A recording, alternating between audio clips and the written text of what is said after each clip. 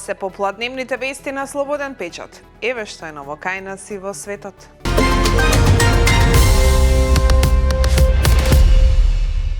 Во Скопскиот кривичен суд продолжува судењето на Стојанче Јовановски, обвинет дека е навел на самоубиство својата сопруга Ивана, чиј живот на 2 март трагично заврши со пат од балкон во скопската населба Тафталиџа, заедно со 6-годишната ќерка Катја. Обвинителството денеска презентираше 2 видеоснимки каде Стојанче Јовановски кај кривичниот суд ја тепа Ивана со шлаканици 2 часа пред самоубиството. Во судница беа презентирани и 2 видеоснимки од Ивана. На едната таа плаче додека Стојанче ја снима и се смее откако ја тепал, а на другата му вели дека намерно ја удирал по бубрезите, зашто така удирал и татко му кога бил полицаец, за да не се познава. Обвинителството денеска во судницата презентираше и вешт наод и мислење во кој еден психолог и еден психијатар кој утврдиле дека психичката состојба на Ивана била директен резултат на малтретирањето од Стојанче Јовановски.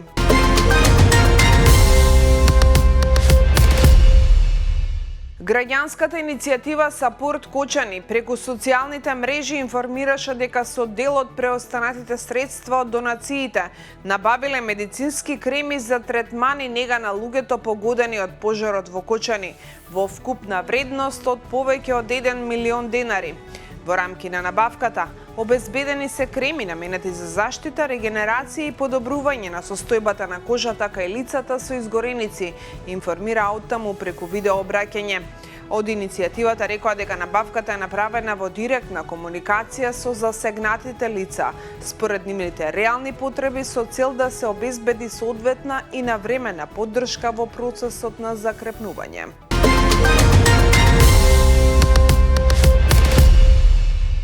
Македонска пошта доби 100 нови возила како дел од мерките за модернизација и подобрување на услугите, со цел да се зголеми ефикасноста на доставата и да се зајакне капацитетот на државната компанија. Со новите возила сега ќе може да се очекува навремена достава на пратките. Добивме 100 возила, 90 автомобили, пикап и 10 комбиња. Недостигот на транспортните возила беше еден проблем што ни создаваше предизвици во извршување на задачите. Со оваа поддршка денес значително ја подобруваме поштенската инфраструктура, олеснувајќи го извршувањето на поштенските услуги побрзо и поефикасно, рече директорот на пошта Охран Куртеши.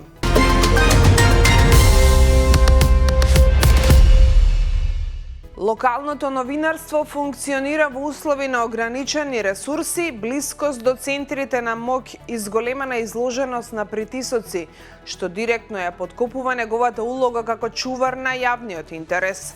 Бројот на локални редакции се намалува, работните услови се неизвестни, а новинарите често се принудени да работат за повеќе медиуми истовремено. При тоа, драстичниот пат на интересот за новинарската професија укажува на долгорочна криза во одржливоста на секторот.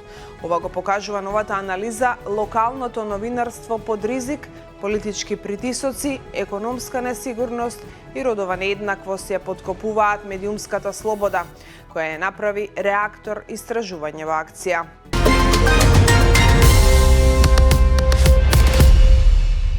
Председателот на владата Христијан Мицкоски изјави дека по направените анализи заклучиле дека зголемувањето на цените на производите во малопродажните објекти е приближно 0,4%. Во однос на профитните маржи тие се намалени. За лебот Мицкоски рече дека таму нема зголемување на цената, туку дури и поевтинување, како и дека во разговорите со мелничарите било посочено цената на лебот да остане иста или да поевтини. Состојбата со нафтените деривати е стабилна и непроменета. Нафтените резерви се такви какви што беа пред почетокот на кризата. Не е потрошен ниту 1 литар, изјави Мицковски. Следејќи ги цените на бирзите на нафтените деривати, рече дека најверојатно цените на горивата во земјата ќе останат исти или ќе бидат намалени.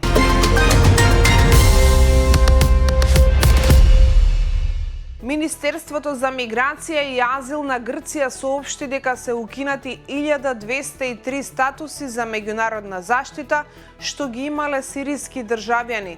по процес на ревизија спроведен во период од 40 дена, објави Товима. Според Министерството, одлуките биле донесени помеѓу 1 март и 9 април од надлежниот оддел за ревизија на азилантски статуси во согласност со важечката правна рамка. Овој потек е дел од пошироки политики поврзани со управување со миграцијата и враќањата во Сирија.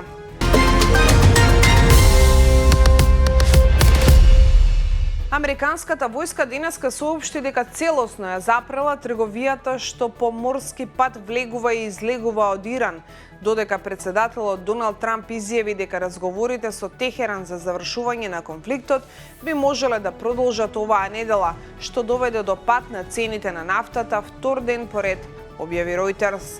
По најмалку од 36 часа од почетокот на блокадата, американските сили целосно ја запреа економската трговија што по морски пат влегува и излегува од Иран, изјави шефот на Централната команда на САД, адмирал Бред Купер.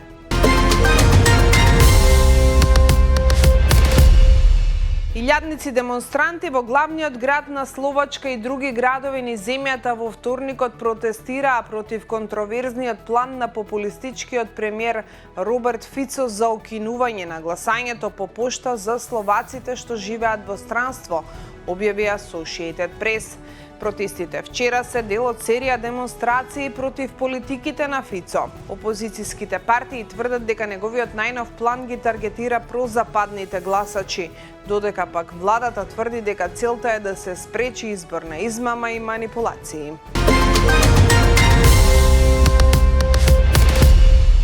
Американскиот председател Доналд Трамп вчера изјави дека не е загрижен поради поразот на Виктор Орбан во Унгарија и дека има позитивно мислење за новоизбраниот премиер Петер Маѓар, објави Reuters. Тој рече мисли дека новиот унгарски премиер Петер Маѓар ќе извршува функцијата успешно, оценувајќи го како добар човек. Трамп претходно го поддржуваше Орбан пред изборите, па дури накратко се обрати на предизборен митинг во Унгарија.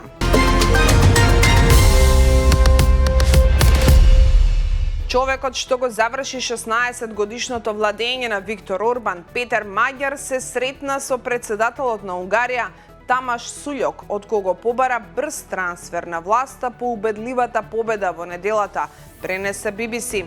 По средбата со него Маѓар рече дека од председателот побарал мирно да се замине од функцијата. Ако не го стори тоа, ќе биде сменет, изјави новиот унгарски премиер Маѓар. Се очекува председателот Сулјок, кој го одбил барањето на Маѓар да се повлече, да го номинира Маѓар за премиер. Маѓар изјави дека треба да биде на функција до 5 мај.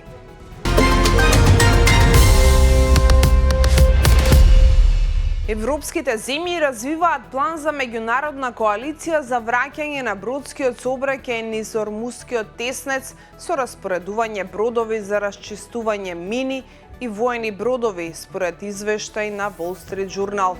Европските дипломати запознаени со планот изјавија дека европските бродови нема да работат под американска команда. Целта е да им се даде доверба на бродските компании да го користат теснецот по завршувањето на борбите, што официјалните лица велат дека би можело да се случи некое време подоцна. Мисијата би ги исклучила САД, Израел и Иран. Ова беше се во денешното издание на Попладневните вести. Утре следете не повторно. Пријатно попладне.